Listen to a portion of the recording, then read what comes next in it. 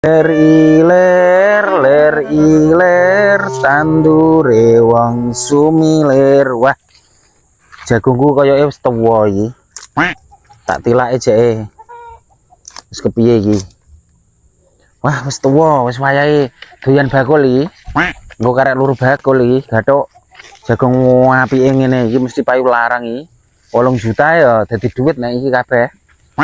Jagung sapa iki? Jagung gua, Kang. Oh, apik-apik ngene jagung gua. Wah, harus apik jagung iki, Kang. Pertumbuhannya kurang mesi. Kowe ora sanggapan. Ya apel aku dodolan jagung tahun-tahunan kok. Lho jagung gua digedhi ngene ya. Iki wem tenan iki. Lha ora wae kuwi sak mbobane iki. Iki delok piro iki kira-kira, Kang? Iki nek trimane 8 juta ya enteng bakola. Apa? 8 juta. Lah dalah, kowe iku nek dodolan inten ta dodolan jagung.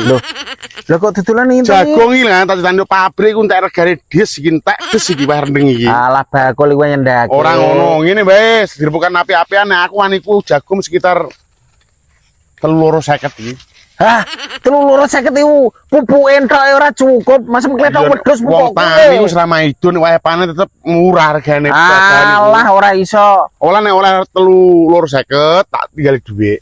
Iki saku kurang sithik. Piro? 7,5. Ya aja dodol, Kang. Godhok kabeh wae. Lah omonganmu sesuai ngabangno kuping. Ora bodho duit wis rasa ngenyang jagung. Ora ngabangno kuping, Kang. Tuku barang ndak amal ya. Lah jagung nek tak delokno bae. Jagung iki lho kok jagung apa? Jagung sak mini iki lho. Ha iku ndak 1 2 selingane ya. Iki nek kanggo miturku, Kang, nek aen ra oleh 350. Kok digodhog kabeh sedekah wong sak RT.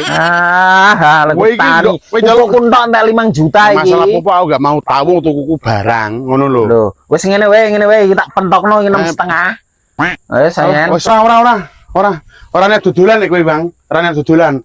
Wis lu apik ngene wae, ndok peki ndok godhog durmu sak RT wae. Ah, kowe dia apa masa muda pure iku. Kupu anu wedhus kletang banget kowe. Iso.